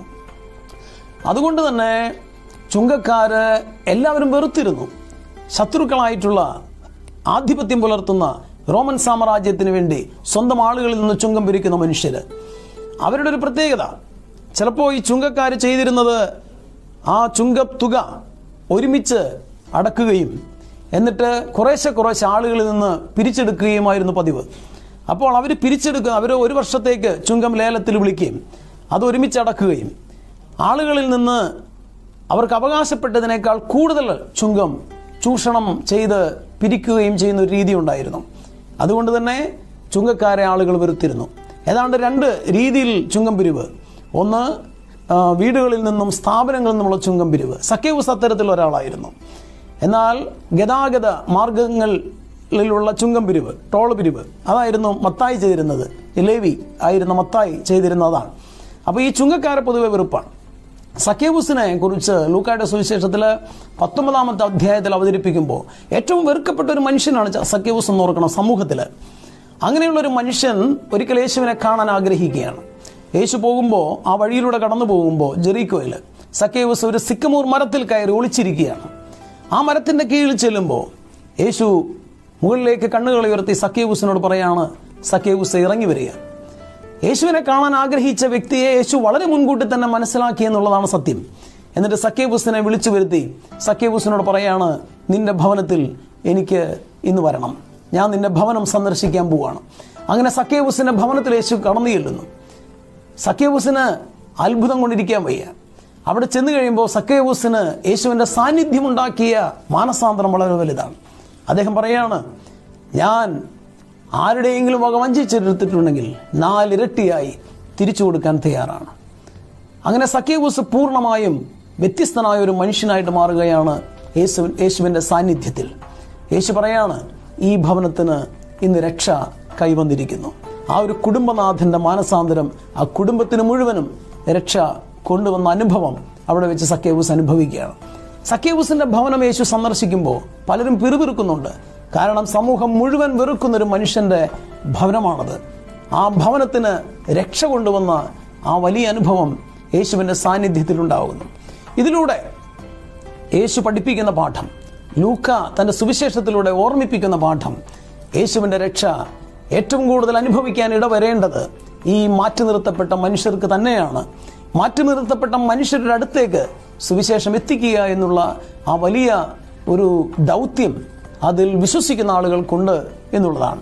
നമ്മൾ നേരത്തെ പറഞ്ഞു, ഫ്രാൻസിസ് പാപ്പയുടെ പ്രബോധനത്തിൽ സുവിശേഷത്തിൻ്റെ 3 മേഖലകളെക്കുറിച്ച് പറയുന്നുണ്ട് എന്നുള്ളത്. അതൊരിക്കലും സുവിശേഷം അറിഞ്ഞിട്ടില്ലാത്തവരോട് പ്രഘോഷിക്കുക എന്നുള്ളതാണ് ആദ്യം. യേശുക്രിസ്തുവിൻ്റെ സ്നേഹത്തെക്കുറിച്ച്, യേശുക്രിസ്തു സാധ്യമാക്കിയ രക്ഷയെക്കുറിച്ച്, യേശുക്രിസ്തുവിൽ വിശ്വസിക്കുന്നതിലൂടെ നേടിയെടുക്കുന്ന നിത്യജീവനെക്കുറിച്ച്, ഏകരക്ഷകനായ യേശുക്രിസ്തുവിൻ്റെ ആ വലിയ സദ്വാർത്ത, രക്ഷയുടെ സദ്വാർത്ത എത്തിക്കുക എന്നുള്ള വലിയ ദൗത്യം എല്ലാ ക്രിസ്തു ശിഷ്യർക്കും ക്രിസ്തു വിശ്വാസികൾക്കുമുണ്ട് എന്നുള്ള കാര്യം. രണ്ടാമത്, ഈ സുവിശേഷം പ്രഘോഷിക്കപ്പെടേണ്ടത് ക്രിസ്തീയ വിശ്വാസത്തിൽ ജീവിക്കുകയും എന്നാൽ ആ വിശ്വാസത്തിൽ ആഴപ്പെടാതെ ജീവിക്കുകയും ചെയ്യുന്ന ആളുകളുണ്ട്. അവരാണ് ഏറ്റവും കൂടുതൽ സഭയെ വിമർശിക്കുന്നത്. അവരാണ് ഏറ്റവും കൂടുതൽ ക്രിസ്തീയ സംവിധാനങ്ങളെ വിമർശിക്കുന്നത്. അനുഭവിച്ചിട്ടില്ലാത്ത മനുഷ്യർ. കാരണം എന്താ? വചനം പഠിച്ചിട്ടില്ല, സഭയുടെ പ്രബോധനങ്ങൾ പഠിച്ചിട്ടില്ല, ക്രിസ്തു ആരെന്നറിഞ്ഞിട്ടില്ല, കൗദാശിക അനുഭവങ്ങൾ ഉണ്ടായിട്ടില്ല. അങ്ങനെയുള്ള മനുഷ്യരാണ് ഏറ്റവും കൂടുതൽ വിശ്വാസത്തെ വിമർശിക്കുന്നവർ, ക്രിസ്തു മതത്തെ വിമർശിക്കുന്നവർ, ക്രിസ്തീയ ആചാരാനുഷ്ഠാനങ്ങളെയും സഭാധികാരികളെയും സഭാ ശുശ്രൂഷകരെയും ഒക്കെ വിമർശിക്കുന്നവർ. കാരണം എന്താ? യഥാർത്ഥത്തിലുള്ള അനുഭവം അവർക്കുണ്ടായിട്ടില്ല. പക്ഷേ അവരും ശത്രുക്കളല്ല. അവരും ക്രിസ്തുവിനെ അറിയാൻ കടപ്പെട്ടവരാണ്. അവർക്കും ക്രിസ്തുവിനെ അറിയാനും ആ രക്ഷയിലേക്ക് കടന്നു വരാനും അർഹതയുണ്ട്. അതുകൊണ്ട് അത്തരത്തിലുള്ള ആളുകളോട് സുവിശേഷം പ്രഘോഷിക്കാനും ക്രിസ്തു ശിഷ്യന് കഴിയണം. അതുകൊണ്ട് ക്രിസ്തീയ വിശ്വാസം പ്രഘോഷിക്കപ്പെടുന്നത്, അല്ലെ ക്രിസ്തീയ സുവിശേഷം ക്രിസ്തുവിൻ്റെ സുവിശേഷം പ്രഘോഷിക്കപ്പെടുന്നത് മനുഷ്യകുലത്തിൻ്റെ മുഴുവൻ രക്ഷയ്ക്കാണ്. അത് സഹിഷ്ണുതയോടെ വേണം, ശത്രുതയോടെയല്ല. അതുകൊണ്ടാണ് ക്രിസ്ത്യാനിക്ക് ക്ഷമിക്കാൻ സാധിക്കുക, ക്രിസ്ത്യാനിക്ക് സഹിക്കാൻ സാധിക്കുക, ക്രിസ്ത്യാനിക്ക് അനുരഞ്ജനപ്പെടാൻ സാധിക്കുക, ക്രിസ്ത്യാനിക്ക് മറക്കാൻ സാധിക്കുക. ക്രിസ്ത്യാനിക്ക് അത് സാധിക്കണം. കാരണം ക്രിസ്തുവിൻ്റെ സഹനം രക്ഷാകരമാക്കി മാറ്റിയതാണ് ക്രിസ്തുവിൻ്റെ സമർപ്പണത്തിലൂടെ. അതുകൊണ്ട് സഹനമാണ് രക്ഷയുടെ മാർഗം. സഹനത്തിലൂടെയാണ് ഒരുവന്റെ ദൈവപുത്രത്വം വെളിവാക്കപ്പെടുന്നത് എന്ന് മർക്കോസിന്റെ സുവിശേഷത്തിൽ നമ്മൾ വ്യക്തമായി മനസ്സിലാക്കിയതാണ്. അതുകൊണ്ട് സഹനം എന്ന് പറയുന്നത് ഒരു ക്രിസ്തീയ വിശ്വാസിയെ സംബന്ധിച്ച് ഒരു പുത്തരിയല്ല. അത് സഭയുടെ തുടക്കം മുതൽ ഉണ്ടായിട്ടുള്ള കാര്യമാണ്. സഭ വളർന്നത് സഹനങ്ങളിലൂടെയാണ്. നമുക്കറിയാലോ, സഭയുടെ വളർച്ച, ക്രിസ്തീയ വിശ്വാസത്തിൻ്റെ വളർച്ച, ക്രിസ്തീയ സുവിശേഷത്തിൻ്റെ പ്രചരണത്തിൻ്റെ വളർച്ച രക്തസാക്ഷിത്വത്തിലൂടെ ആയിരുന്നു എന്ന് നമുക്കറിയാം. അപ്പോൾ ഒരാൾ ക്രിസ്തീയ വിശ്വാസത്തിന് വേണ്ടി രക്തം ചിന്തുമ്പോൾ, അല്ലെങ്കിൽ ക്രിസ്തീയ വിശ്വാസത്തിന് വേണ്ടി കൊല്ലപ്പെടുമ്പോൾ, അതിലൂടെ ഉയർപ്പിക്കപ്പെടുക അനേകായിരം ക്രിസ്തീയ വിശ്വാസികളാണ്, ക്രിസ്തു ശിഷ്യരാണ് എന്നാണ് ക്രിസ്തീയ ചരിത്രം, ലോക ചരിത്രം നമ്മളെ പഠിപ്പിക്കുന്നത്. അപ്പം അതുകൊണ്ട് ഇത്തരത്തിൽ ഈ രീതിയിലുള്ള അനുഭവങ്ങൾ ക്രിസ്തു വിശ്വാസത്തിലായിരുന്നിട്ടും ക്രിസ്തുവിനെ അറിയാതെ ജീവിക്കുന്ന ആളുകളോട് ക്രിസ്തീയ വിശ്വാസം പ്രഘോഷിക്കുക എന്നുള്ളതാണ് രണ്ടാമത്തെ ദൗത്യം. മൂന്നാമത്തെ ദൗത്യമായിട്ട് നമ്മൾ കാണുന്നത് ക്രിസ്തീയ വിശ്വാസത്തിൽ തന്നെ ജീവിക്കുന്നവർ ആഴപ്പെടുക എന്നുള്ളതാണ്. വിശ്വാസത്തിൽ ആഴപ്പെടുക, അത് ആ വിശ്വാസം അവരുടെ ജീവിതത്തിൻ്റെ ഓരോ മേഖലയിലും, ഒരു ക്രിസ്തു വിശ്വാസിയുടെ ജീവിതം എന്ന് പറയുന്നത് ഓരോ മേഖലയിലും പ്രഘോഷിക്കപ്പെടേണ്ടതാണ്.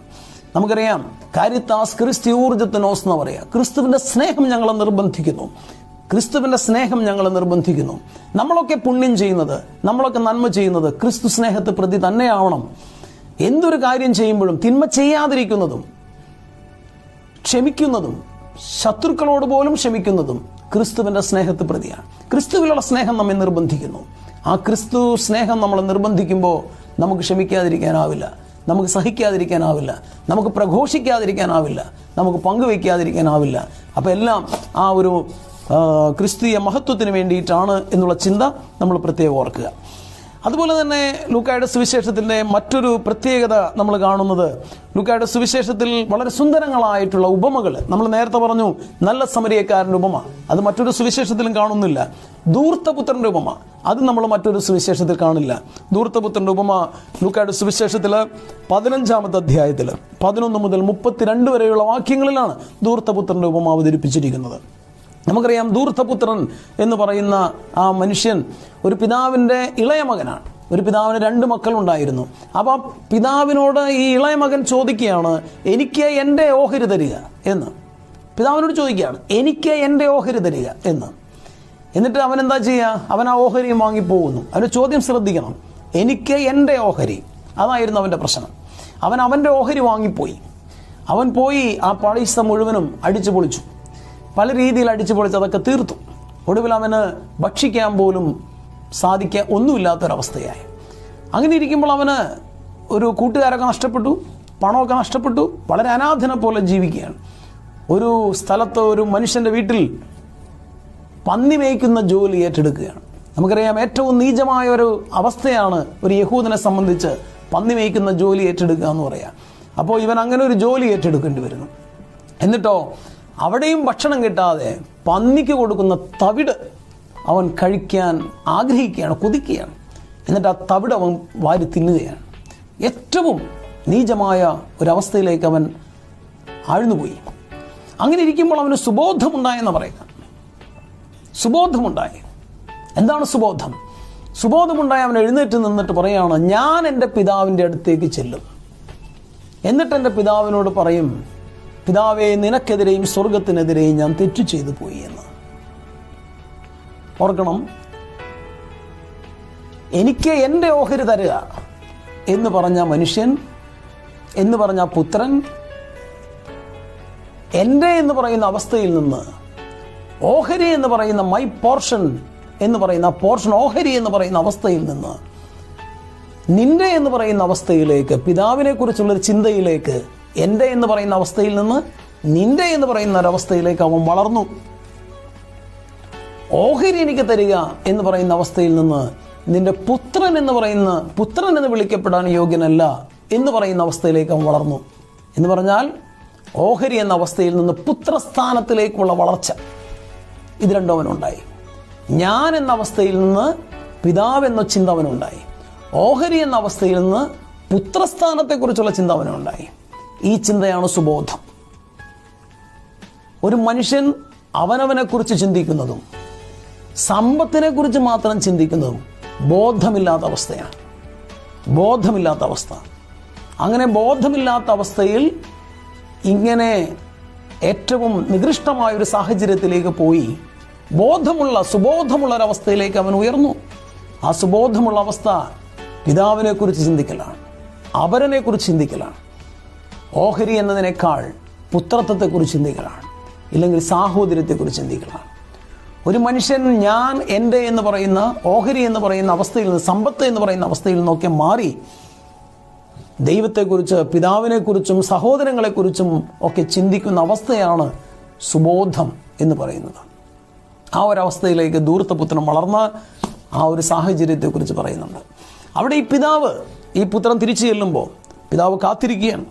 ആ പിതാവ് ഓടിച്ചെന്ന് കെട്ടിപ്പിടിച്ച് ചുംബിച്ച് ആ മകന് വേണ്ടതെല്ലാം കൊടുത്ത് അവനെ പുത്രസ്ഥാനത്തേക്ക് സ്വീകരിക്കുന്നുണ്ട്.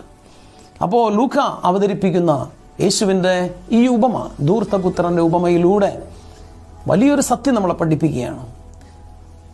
ഞാനെന്ന് ചിന്തിക്കുന്ന മനുഷ്യർക്ക്, അഹംഭാവം, ഞാൻ എന്ന ഭാവത്തിൽ ജീവിക്കുന്നവർക്ക്, ഒപ്പം തന്നെ സമ്പത്ത് പണം എന്ന് കരുതി ജീവിക്കുന്ന മനുഷ്യർക്ക് ഒരിക്കലും ഈ പുത്രാനുഭവം ഉണ്ടാവില്ല, ഒരിക്കലും ഈ സാഹോദര്യ അനുഭവം ഉണ്ടാവില്ല.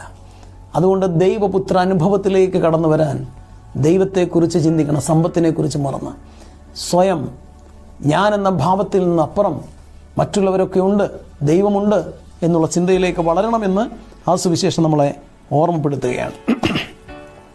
അതുപോലെ തന്നെ അവിശ്വസ്തനായ കാര്യസ്ഥൻ്റെ ഉപമ, അതും ലൂക്കായുടെ സുവിശേഷത്തിൽ മാത്രം കാണുന്ന ഒരു പ്രത്യേകത ആണെന്ന് ഓർക്കണം. 16-ാമത്തെ അധ്യായത്തിൽ 1 മുതൽ 3 വരെയുള്ള വാക്യങ്ങളിൽ ഓരോ കാര്യങ്ങൾ, പ്രത്യേകിച്ച് ഫരിസേയനും ചുങ്കക്കാരനും, ഇങ്ങനെ 4 ഉപമകളാണ്. നമുക്ക് സമയക്കുറവുള്ളതുകൊണ്ട് അതിൻ്റെ വിശദാംശങ്ങളിലേക്ക് നമ്മൾ പോകുന്നില്ല. 4ാമത്തെ ഉപമ ഫരിസേയനും ചുങ്കക്കാരനും. ഇങ്ങനെ 4 ഉപമകൾ ലൂക്കായുടെ സുവിശേഷത്തിൽ മാത്രമുള്ള ഉപമകളാണ് എന്ന് നമ്മൾ ഓർക്കണം.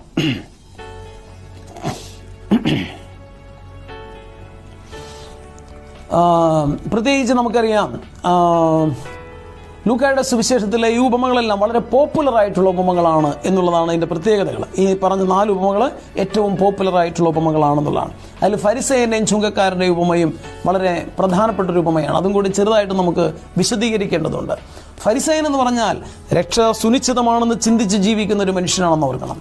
കാരണം അവർ നിയമം എന്നും പറഞ്ഞ് ജീവിക്കുന്ന, ദൈവത്തോട് ഏറ്റവും അടുത്ത, ദേവാലയത്തോട് ഏറ്റവും അടുത്ത ആളുകളാണ് എന്നുള്ള വിധേന ജീവിക്കുന്ന ആളുകളാണ്. പക്ഷേ ഓർക്കണം, ദൈവസന്നിധിയിൽ ചെന്ന് നിൽക്കുമ്പോൾ ഈ ഫരിസേയൻ്റെ പ്രാർത്ഥന അയാളെല്ലാം ചെയ്തു കഴിഞ്ഞു എന്നുള്ളതാണ്. ദശാംശം കൊടുത്തു, സാബത്ത് ആചരിച്ചു, ഉപവസിച്ചു, പ്രാർത്ഥിച്ചു, ഇതെല്ലാം ഓക്കെ. അതുകൊണ്ട് ഞാൻ രക്ഷയ്ക്ക്, നീതിക്ക് യോഗ്യനാണ് എന്ന നിലയിൽ അഹങ്കാരത്തോടെ ദൈവസന്നിധിയിൽ നിൽക്കുന്ന ഫരിസേയൻ. മറുവശത്ത് ചുങ്കക്കാരൻ, നമ്മൾ നേരത്തെ പറഞ്ഞ ചുങ്കക്കാരൻ്റെ അവസ്ഥ പാപിയാണ്. സമൂഹത്തിൽ സ്ഥാനമില്ല, ദൈവത്തിൻ്റെ മുമ്പിൽ സ്ഥാനമില്ല എന്ന് പൊതുവെ ആളുകൾ വിചാരിക്കുന്ന വ്യക്തി. ഈ ചുങ്കക്കാരൻ ശിരസ് ദൈവസന്നിധിയിലേക്ക് ഉയർത്താൻ ഭയപ്പെട്ട് ശിരസ് നമിച്ചു നിന്ന് വാവിട്ട് ദൈവത്തോട് കരഞ്ഞ് പ്രാർത്ഥിക്കുന്നു, ദൈവമേ, ഞാൻ പാപിയാണ്, നിന്റെ മുമ്പിൽ നിൽക്കാനുള്ള യോഗ്യത എനിക്കില്ല. യേശു പറയാണ്, ഈ ദേവാലയത്തിൽ ഈ ചുങ്കക്കാരനും ഫരിസേയനും പ്രാർത്ഥിച്ച് പുറത്തേക്ക് പോയി. ആരാണ് നീതീകരിക്കപ്പെട്ടതെന്നറിയാവോ? ആ ഫരിസേയനല്ല, ആ ചുങ്കക്കാരനാണ്. കാരണം എന്താ? ഈ വിനയം, ദൈവസന്നിധിയിലുള്ള ഈ വിനയം, പാപബോധം, ഇതാണ് പ്രധാനം. അപ്പം അതുകൊണ്ട് ദൈവത്തിൻ്റെ പരിശുദ്ധിയെക്കുറിച്ച് ചിന്തിക്കുന്ന മനുഷ്യന് മാത്രമേ ഞാൻ പാപിയാണെന്നുള്ള അവബോധത്തിൽ ജീവിക്കാനാവൂ. യെശയ്യാ പ്രവാചകന്റെ പുസ്തകം 6-ാമത്തെ അധ്യായം ആ ദർശനം പഠിപ്പിക്കുന്ന പാഠം അതാ. ദൈവം സിംഹാസനത്തിൽ സെറാഫുകളുടെ മധ്യത്തിൽ കടന്നു വരുമ്പോൾ യെശയ്യാ കാണുകയാണ് ദൈവത്തിൻ്റെ പരിശുദ്ധിയെക്കുറിച്ച് നിരന്തരം വാഴ്ത്തിപ്പാടുന്ന മാലാഖമാരെ. ആ പരിശുദ്ധിയുടെ ആ വലിയ അത്ഭുതകരമായ സാന്നിധ്യം കണ്ട യെശയ്യാ വിളിച്ചു പറയുന്നു, കർത്താവേ, ഞാൻ പാപിയാണ്. ദൈവത്തിൻ്റെ പരിശുദ്ധിയുടെ മുൻപിൽ കടന്നു വരുന്ന മനുഷ്യനാണ് പാപബോധം ഉണ്ടാവുക. ദൈവത്തിൻ്റെ പരിശുദ്ധിയോട് അടുക്കുമ്പോൾ, അല്ല ദൈവത്തോടടുക്കുമ്പോൾ, ദൈവത്തിൽ നകന്നു നിൽക്കുന്ന മനുഷ്യർക്ക് പാപബോധം ഉണ്ടാവില്ല. കാരണം ദൈവത്തിൻ്റെ സ്നേഹവും ദൈവത്തിൻ്റെ കരുണയും ദൈവത്തിൻ്റെ പരിശുദ്ധിയും എന്താണെന്നറിയുമ്പോഴാണ്. ലോകത്തിൻ്റെ പ്രകാശമാണ് ഞാൻ എന്നുള്ള ആ വലിയ പ്രഘോഷണം യേശു പഠിപ്പിക്കുമ്പോൾ നമ്മൾ ഓർക്കണം, പ്രകാശത്തിലേക്ക് അടുക്കുമ്പോഴാണ് നമുക്കും പ്രകാശം ലഭിക്കുക. പ്രകാശത്തിൽ നകന്നു പോകുമ്പോൾ നമ്മൾ ഇരുട്ടിലേക്കാണ്. ഇരുട്ടിൽ ജീവിക്കുന്ന ഒരാളെ സംബന്ധിച്ച് അയാൾ പ്രകാശത്തിലേക്ക് കടന്നു വരുമ്പോൾ മാത്രമേ യഥാർത്ഥത്തിൽ പ്രകാശത്തിൻ്റെ മാഹാത്മ്യം തിരിച്ചറിയുള്ളൂ. അതുകൊണ്ട് പ്രകാശത്തിൽ നകന്നു പോകും തോറും ഇരുട്ടിലേക്ക് പോവുകയും പ്രകാശത്തോട് അടുത്തു വരും തോറും കൂടുതൽ പ്രകാശിതരാവുകയും ചെയ്യുന്ന അവസ്ഥ പോലെ ദൈവത്തിൻ്റെ പരിശുദ്ധിയോടടുക്കുമ്പോഴാണ് നമ്മുടെ പാപബോധത്തെക്കുറിച്ച് അവബോധത്തിൽ ജീവിക്കാൻ നമുക്ക് സാധിക്കുക. അതുപോലെ തന്നെ ലൂക്കായുടെ സുവിശേഷത്തിൻ്റെ മറ്റൊരു പ്രത്യേകതയാണ് സജീവ പ്രവർത്തകനായ ദൈവാത്മാവിനെ കുറിച്ച്. നമ്മൾ വിശ്വസിക്കുന്നത് പിതാവും പുത്രനും പരിശുദ്ധാത്മാവുമായ ത്രിയേക ദൈവത്തിലാണ്. ആ പരിശുദ്ധാത്മാവിൻ്റെ സാന്നിധ്യം, സജീവ സാന്നിധ്യം, അത് ലൂക്കായുടെ സുവിശേഷത്തിൽ വളരെ പ്രകടമായി അവതരിപ്പിച്ചിട്ടുണ്ട്. സദാ പ്രവർത്തന നിരതനായിട്ടുള്ള പരിശുദ്ധാത്മാവ്. 1-ാമത്തെ അധ്യായത്തിൽ 35-ാമത്തെ വാക്യത്തിൽ മറിയത്തോട് ഗബ്രിയേൽ ദൈവദൂതൻ പറയുകയാണ്, പരിശുദ്ധാത്മാവ് നിന്റെ മേൽ വരും. 1-ാമത്തെ അധ്യായം 41-ാമത്തെ വാക്യത്തിൽ എലിസബത്ത് പരിശുദ്ധാത്മാവിനാൽ നിറഞ്ഞവളായി, ആത്മാവിൽ നിറഞ്ഞവളായി മാറി എന്ന് കാണുന്നു. 1-ാം അധ്യായം 67-ാമത്തെ വാക്യത്തിൽ സക്കറിയാസ് ആത്മാവിൻ്റെ പരിശുദ്ധാത്മാവിൻ്റെ നിറവിൽ പ്രവചിക്കുന്നത് നമുക്ക് കാണാം. 1-ാമത്തെ അധ്യായത്തിൽ 15-ാമത്തെ വാക്യത്തിൽ അമ്മയുടെ ഉദരത്തിലായിരിക്കുമ്പോൾ തന്നെ സ്നാപക യോഹന്നാൻ പരിശുദ്ധാത്മാവിനാൽ നിറയും എന്നുള്ള ആ വലിയ പ്രവചനം സക്കറിയാസിന് ലഭിക്കുന്നത് നമുക്ക് കാണാം. 2-ാമത്തെ അധ്യായത്തിൽ 25-ാമത്തെ വാക്യത്തിൽ ശിമയോൻ പറയാണ്, ശിമയോൻ, ദൈവത്തിൻ്റെ ആത്മാവ് ശിമയോൻ്റെ മേൽ കടന്നു വരികയും ആത്മാവിൽ നിറയുകയും അദ്ദേഹം പ്രവചിക്കുകയും ചെയ്യുന്നത് നമുക്ക് കാണാം. 3-ാമത്തെ അധ്യായം 22-ാമത്തെ വാക്യത്തിൽ പരിശുദ്ധാത്മാവ് പ്രാവിൻ്റെ രൂപത്തിൽ യേശുവിൻ്റെ മേൽ ഇറങ്ങി വരുന്നത് നമുക്ക് കാണാം.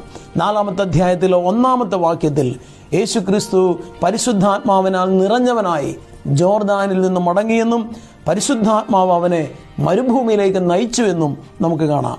4-ാമത്തെ അധ്യായം 18-ാമത്തെ വാക്യത്തിൽ കർത്താവിൻ്റെ ആത്മാവിൻ്റെ മേലുണ്ട്, ദരിദ്രർക്ക് സുവിശേഷം അറിയിക്കുവാൻ അവിടെ നിന്ന് അഭിഷേകം ചെയ്തിരിക്കുന്നു എന്ന് തുടങ്ങുന്ന ആ ആത്മാവിൻ്റെ നിറവിലുള്ള യേശുക്രിസ്തുവിൻ്റെ പ്രഘോഷണത്തെ നമുക്ക് കാണാം. അങ്ങനെ ലൂക്കായുടെ സുവിശേഷത്തിൽ മുഴുവനും ആത്മാവിൻ്റെ സജീവ പ്രവർത്തനത്തെക്കുറിച്ച് അവതരിപ്പിച്ചിരിക്കുന്നത് നമുക്ക് കാണാം. നടപടി പുസ്തക അല്ലെങ്കിൽ അപ്പോസ്തല പ്രവർത്തനങ്ങൾ മുഴുവനും പരിശുദ്ധാത്മാവ് നയിക്കുന്ന അനുഭവങ്ങളിലൂടെ കടന്നു പോകുന്നതാണ് എന്ന് നമുക്കറിയാൻ പറ്റും. അപ്പോൾ ഇതിൻ്റെ അവസാന ഭാഗത്തേക്ക് നമ്മൾ കടന്നു വരുമ്പോൾ പ്രത്യേകിച്ച് ലൂക്ക അവതരിപ്പിക്കുന്ന ഈ ദൈവശാസ്ത്ര വീക്ഷണങ്ങൾ, രക്ഷയുടെ സാർവത്രികമാനം, എല്ലാ മനുഷ്യരും രക്ഷ പ്രാപിക്കുക എന്നുള്ള ആ വലിയ പ്രഘോഷണം പ്രത്യേകിച്ച് നമുക്കറിയാം ശിമയോൻ തന്നെ പ്രഘോഷിക്കുന്നുണ്ട്. 2-ാം അധ്യായത്തിൽ 31-ാമത്തെ വാക്യത്തിൽ ശിമയോൻ കുഞ്ഞിനെ, ഉണ്ണിയേശുവിനെ കരങ്ങളിൽ എടുത്തുകൊണ്ട് പറയുന്നു, സകല ജനതകൾക്കുമായി ദൈവം ഒരുക്കി വെച്ച രക്ഷ എന്നാ പറയാ. സകല ജനതകൾക്കുമായി ദൈവം ഒരുക്കി വെച്ച രക്ഷ. യേശുവിൻ്റെ ജനനത്തിൻ്റെ സമയത്ത് എല്ലാ ജനങ്ങൾക്കുമുള്ളൊരു സന്തോഷ വാർത്ത എന്ന രീതിയിലാണ് മാലാഖമാർ അറിയിക്കുന്നത്. എല്ലാ ജനതകൾക്കുമുള്ളൊരു സന്തോഷ വാർത്ത, കാരണം അത് രക്ഷകന്റെ ജനനമാണ്. അതുപോലെ തന്നെ 2-ാമത്തെ അധ്യായത്തിൽ 32-ാമത്തെ വാക്യത്തിൽ ശിമയോൻ തന്നെ പറയുന്നുണ്ട്, കുഞ്ഞിനെ കരങ്ങളിൽ എടുത്തുകൊണ്ട്, ഇത് വിജാതിയർക്ക് വെളിപാടിൻ്റെ പ്രകാശമാണ്, വിജാതിയർക്ക് വെളിപാടിൻ്റെ പ്രകാശമാണ്, യഹൂദ ജനതയുടെ മഹിമയാണ്, യഹൂദ ജനതയുടെ മഹിമയാണ്. അതുപോലെ തന്നെ 4-ാമത്തെ അധ്യായത്തിൽ 25-ാമത്തെ വാക്യത്തിൽ നമുക്ക് കാണാം, രക്ഷയുടെ അർഹത എല്ലാവർക്കുമുണ്ട്, വിജാതിയരുൾപ്പെടെ എല്ലാവർക്കുമുണ്ട് എന്ന് പറയുന്നു. സറപ്തായിലെ വിധവയ്ക്ക് ഏലിയ പ്രവാചകൻ കൊടുത്ത വലിയ അനുഭവം, വിധവയുടെ പുത്രനെ ഉയർപ്പിച്ച സംഭവം. അതുപോലെ തന്നെ എലീഷായുടെ കാലത്ത് സിറിയക്കാരനായ നാമാനെ കുഷ്ഠരോഗത്തിൽ നിന്ന് രക്ഷിച്ച ആ വലിയ അനുഭവം. ഇവരൊക്കെ വിജാതീയരാണ്. ഈ വിജാതീയരായിട്ടുള്ള ആളുകൾക്ക് ലഭിച്ച അനുഭവങ്ങൾ പോലെ യേശു പറയാണ്, അത്തരത്തിലുള്ള രക്ഷ എല്ലാ മനുഷ്യർക്കും, വിജാതീയർക്ക് സാധ്യമാകുന്നൊരു കാലഘട്ടത്തെക്കുറിച്ച്. 8-ാം അധ്യായത്തിൽ വിജാതീയർക്കായിട്ട് യേശു ഇഷ്ടം പോലെ അത്ഭുത പ്രവർത്തനങ്ങൾ ചെയ്യുന്നു. 8:26 മുതലുള്ള വാക്യങ്ങളിൽ. 24-ാമത്തെ അധ്യായത്തിൽ നമുക്കറിയാം സാർവത്രിക രക്ഷയെക്കുറിച്ച്. ഉദ്ധിതനായ കർത്താവ് സകല ജനതകളോടും എല്ലാ സൃഷ്ടികളോടും സുവിശേഷം പ്രഘോഷിക്കാൻ ആവശ്യപ്പെടുന്നു നമുക്ക് കാണാം. അതുകൊണ്ട് തന്നെ എല്ലാവരും രക്ഷ അവകാശമാക്കും, സ്വർഗീയ വിരുന്നിൽ എല്ലാവരും പങ്കുചേരുമെന്ന് പറയുന്ന ആ വലിയ ചിന്ത നമുക്കവിടെ കാണാവുന്നതാണ്. അപ്പോൾ രക്ഷ എല്ലാവർക്കുമാണ്. രണ്ടാമത് നമ്മൾ പറഞ്ഞത് പരിശുദ്ധാത്മാവ് വലിയ ശക്തി സ്രോതസ്സായിരുന്നു. യേശുവിൻ്റെ ജനനത്തിൻ്റെ സമയത്ത്, യേശുവിൻ്റെ മാമോദീസ സമയത്ത്, യേശുവിൻ്റെ പ്രേക്ഷിത പ്രവർത്തനങ്ങളിൽ ഉടനീളം ആത്മാവിൻ്റെ പ്രവർത്തനം ശക്തമായിരുന്നു എന്ന് നമ്മൾ കണ്ടു. അതുപോലെ തന്നെ ലൂക്കായുടെ സുവിശേഷത്തിൽ മറ്റൊരു പ്രധാനപ്പെട്ട സംഗതിയാണ് പ്രാർത്ഥന. യേശുവിൻ്റെ ജീവിതം മുഴുവനും പ്രാർത്ഥനയുടെ ജീവിതമായിരുന്നു നമ്മൾ കാണുന്നു. സക്രിയാസ് പ്രാർത്ഥിക്കുന്നു, എലിസബത്ത് പ്രാർത്ഥിക്കുന്നു, മറിയം പ്രാർത്ഥിക്കുന്നു, ശിമയോൻ പ്രാർത്ഥിക്കുന്നു, അന്ന പ്രാർത്ഥിക്കുന്നു, അപ്പോസ്തലന്മാർ പ്രാർത്ഥിക്കുന്നു. ഇങ്ങനെ ലൂക്കായുടെ സുവിശേഷം തുടങ്ങുന്നത് തന്നെ ജെറൂസലേം ദേവാലയത്തിൽ പ്രാർത്ഥിക്കുന്ന ഒരു വലിയൊരു അനുഭവത്തോടെയാണ്. സക്രിയാസിന് ദർശനം കിട്ടുന്നത് ആ ഒരു അനുഭവത്തിലാണ്. ലൂക്കായുടെ സുവിശേഷം അവസാനിക്കുന്നതും ജെറൂസലേമിൽ പ്രാർത്ഥിക്കുന്ന ശിഷ്യരെ കുറിച്ച് പറഞ്ഞുകൊണ്ടാണ്. അപ്പോൾ അതുകൊണ്ട് പ്രാർത്ഥന ഉടനീളം ഈ സുവിശേഷത്തിലുടനീളം നമുക്ക് കണ്ടെത്താനായിട്ട് സാധിക്കുന്നു. യേശുവിൻ്റെ എല്ലാ പ്രധാനപ്പെട്ട സംഭവങ്ങൾ, യേശുവിൻ്റെ ജീവിതത്തിൽ നടന്ന, പരസ്യ ജീവിതകാലത്ത് നടന്ന എല്ലാ സുപ്രധാന സംഭവങ്ങളിലും ഈ പ്രാർത്ഥനയ്ക്ക് പ്രാധാന്യമുണ്ട്. മാമോദീസയ്ക്കുണ്ട് എന്ന് പറഞ്ഞതുപോലെ അപ്പോസ്തലന്മാരെ തെരഞ്ഞെടുക്കുന്നതിന് മുമ്പ് 6-ാം അധ്യായം 12-ാം വാക്യം, യേശുവിൻ്റെ രൂപാന്തരീകരണ സമയത്ത് യേശു പ്രാർത്ഥിക്കാനായി മലമുകളിലേക്ക് പോയി, രാത്രി മുഴുവൻ അവൻ പ്രാർത്ഥനയിൽ ചെലവഴിച്ചു എന്നൊക്കെ പറയുന്നു. കുരിശിൽ കിടന്നുകൊണ്ട് യേശു പ്രാർത്ഥിക്കുന്നു. ഇങ്ങനെ ഇഷ്ടം പോലെ യേശുവിൻ്റെ ജീവിതകാലം മുഴുവനും പ്രാർത്ഥനയുടെ ജീവിതമായിരുന്നു നമുക്ക് കാണാം. അതുപോലെ തന്നെ യേശുവിൻ്റെ ഈ ലൂക്കായുടെ സുവിശേഷത്തെ കരുണയുടെ സുവിശേഷം എന്ന് അവതരിപ്പിക്കുകയാണ് നമുക്ക് കാണാം. കാരണം ചുങ്കക്കാരൻ്റെ വീട്ടിൽ ഭക്ഷണത്തിനിരിക്കുന്ന യേശു, ധൂർത്തപുത്രൻ്റെ ഉപമ, നല്ല സമരിയക്കാരൻ്റെ ഉപമ, സക്കേവൂസിൻ്റെ ഉപമ ഒക്കെ പറയുന്ന ആ ഒരു ചിത്രം, ഇതൊക്കെ കാരുണ്യത്തിൻ്റെ മുഖം നമ്മളവിടെ കാണുകയാണ്. കാരുണ്യത്തിൻ്റെ മുഖം. അതുപോലെ തന്നെ ദരിദ്രരോട് പക്ഷം ചേരുന്ന ധനവാന്റെയും ലാസറിൻ്റെയും ഉപമ പറഞ്ഞുകൊണ്ട് യേശു അവതരിപ്പിക്കുന്നുണ്ട്. 16-ാമത്തെ അധ്യായത്തിൽ ലാസർ ദൈവം സഹായമായിട്ടുള്ളവൻ എന്നാണ് വാക്കിൻ്റെ അർത്ഥം തന്നെ. അപ്പോൾ അത്തരത്തിലുള്ള ഒരു ദരിദ്രൻ, ആരും ആശ്രയമില്ലാത്തവന് ദൈവം ആശ്രയമുണ്ട്, അവനാണ് ലാസർ. അത് ഓരോ ദരിദ്രനും, ദൈവത്തിൽ ആശ്രയിക്കുന്ന ഓരോ മനുഷ്യനും ദൈവത്തെ സംബന്ധിച്ച് ലാസറാണ്. അവന് ദൈവം അവൻ്റെ കൂടെയാണ്. അവൻ ധനവാനേക്കാൾ ശ്രേഷ്ഠനാണ്. അബ്രഹാത്തിൻ്റെ മടിത്തട്ടിലിരുന്ന് സന്തോഷം അനുഭവിക്കുന്ന ലാസറിനെ കുറിച്ചാണ് ഈശോ പറയുന്നത്. അപ്പം അത്തരത്തിൽ അങ്ങനെ ദരിദ്രരോട്, വേദന അനുഭവിക്കുന്നവരോടൊക്കെ കാരുണ്യത്തിൻ്റെ മുഖം അവതരിപ്പിക്കുന്ന ഒരു കാരുണ്യത്തിന് മുഖം പ്രകടമാക്കുന്ന ക്രിസ്തുവിനെ അവതരിപ്പിക്കുകയാണ് ലൂക്ക. അതുപോലെ തന്നെ സമ്പത്തുള്ള മനുഷ്യരെ കുറിച്ച് പറയുമ്പോൾ സമ്പത്ത് പങ്കുവയ്ക്കപ്പെടണം. സമ്പത്ത് രക്ഷയുടെ മാർഗത്തിന് തടസ്സമായി നിൽക്കും. ഒട്ടകം സൂചിക്കുഴയിലൂടെ പോകുന്നതാണ് സമ്പന്നൻ സ്വർഗരാജ്യത്തിൽ പ്രവേശിക്കുന്നതിനേക്കാൾ എളുപ്പം എന്ന് പറയുന്നു 18-ാം അധ്യായം 25-ാമത്തെ വാക്യത്തിൽ. അപ്പം അങ്ങനെ അതുപോലെ തന്നെ സ്ത്രീത്വം ഏറ്റവും കൂടുതൽ ആദരിക്കപ്പെടുന്ന ഒന്നാണ് ലൂക്കായുടെ സുവിശേഷത്തിൽ. പുരുഷന്മാരോടൊപ്പം തന്നെ സ്ത്രീകൾക്ക് ഏറെ പ്രാധാന്യം കൊടുക്കുന്നൊരു സുവിശേഷമാണ്. സക്കറിയാസ് സ്തോത്രഗീതം ആലപിക്കുമ്പോൾ തന്നെ മറിയവും സ്തോത്രഗീതം ആലപിക്കുന്നു. സക്കറിയാസിനെ പോലെ തന്നെ എലിസബത്തും നിയമങ്ങൾ അനുഷ്ഠിക്കുന്നവളായി അവതരിപ്പിക്കപ്പെടുന്നു. ഈ രീതിയിലൊക്കെ അതുപോലെ തന്നെ സക്കറിയാസിനും മറിയത്തിനും ഒരുപോലെ വെളിപാട് ലഭിക്കുന്നു. ശിമയോനും അന്നയും ഒരുപോലെ ഉണ്ണിയേശുവിനെ കാണുന്നു. ശിഷ്യന്മാരും അതുപോലെ തന്നെ ശിഷ്യന്മാരോടൊപ്പം സ്ത്രീകളും യേശുവിനെ അനുഗമിക്കുന്നു. അങ്ങനെ ആ രീതിയിലൊക്കെ ഒത്തിരിയേറെ സ്ത്രീകൾക്ക് പ്രാധാന്യം കൊടുത്തുകൊണ്ട് അവതരിപ്പിക്കപ്പെടുന്ന ഒരു സുവിശേഷമായിട്ട് കൂടി ലൂക്കായുടെ സുവിശേഷത്തെ നമ്മൾ കാണേണ്ടതാണ്. നമ്മൾ സമാപനത്തിലേക്ക് കടക്കുകയാണ്. ഇന്നത്തെ സുവിശേഷം, ലൂക്കായുടെ സുവിശേഷം അവതരിപ്പിച്ചതിലൂടെ നമ്മൾ ലൂക്ക എങ്ങനെയാണ് യേശു ക്രിസ്തുവിനെ നോക്കിക്കാണുന്നത് എന്ന് നമ്മൾ മനസ്സിലാക്കുന്നു. ഒപ്പം തന്നെ യേശു ക്രിസ്തുവിൻ്റെ വ്യത്യസ്തമായ ഒരു മുഖം. നമ്മൾ നേരത്തെ പറഞ്ഞു, ക്രിസ്തുവിനെ കുറിച്ച് എത്ര പറഞ്ഞാലും എത്ര എഴുതിയാലും തീരുകയില്ല എന്ന് യോഹന്നാൻ പറഞ്ഞതുപോലെ ആ ജീവിതത്തിൽ നിന്ന് അവർക്ക് ലഭിച്ച കുറേ അനുഭവങ്ങളും യേശുവിൻ്റെ കുറേ പ്രബോധനങ്ങളും യേശുവിൻ്റെ ജീവിതത്തിൽ സംഭവിച്ച കുറേ അത്ഭുതങ്ങളും എല്ലാത്തിലുപരി അവിടുത്തെ രക്ഷാകരമായ സഹനവും മരണോദ്ധാനവും ഒക്കെ അവതരിപ്പിച്ചുകൊണ്ട് യേശുവിനെ കൂടുതൽ ആഴത്തിൽ അനുഭവിച്ചറിയാനുള്ള ഒരു മാർഗമായി നമുക്ക് ലൂക്ക തൻ്റെ സുവിശേഷം അവതരിപ്പിച്ചിരിക്കുകയാണ്. അതാണ് നമ്മൾ ഇന്ന് കണ്ടത്. നമുക്ക് കൂടുതൽ യേശു സ്നേഹത്തിലേക്ക് വളരാൻ കാരുണ്യത്തിൻ്റെ മുഖത്തോടെ നമ്മുടെ ജീവിതത്തിൽ സജീവ പ്രവർത്തകനായി നിൽക്കുന്ന പരിശുദ്ധാത്മാവിൽ എല്ലാ മനുഷ്യർക്കും രക്ഷ, ആരെയും മാറ്റി നിർത്താതെ എല്ലാവർക്കും രക്ഷ എന്നുള്ള ആ വലിയ മനോഭാവത്തോടെ ക്രിസ്തു സ്നേഹത്തിൽ കൂടുതൽ നിർബന്ധിതരായിട്ട് ജീവിക്കാൻ നമുക്ക് സാധിക്കട്ടെ. ദൈവസ്നേഹവും പരസ്നേഹവും ക്രിസ്തുവിൻ്റെ മുഖം നമ്മുടെ മുഖത്തിൽ രൂപപ്പെടുത്തട്ടെ എന്ന് നമുക്ക് ഒന്നു ചേർന്ന് പ്രാർത്ഥിക്കാം. എന്നെ ശ്രമിച്ച എല്ലാവർക്കും നന്ദി. ദൈവത്തിന് സ്തുതി.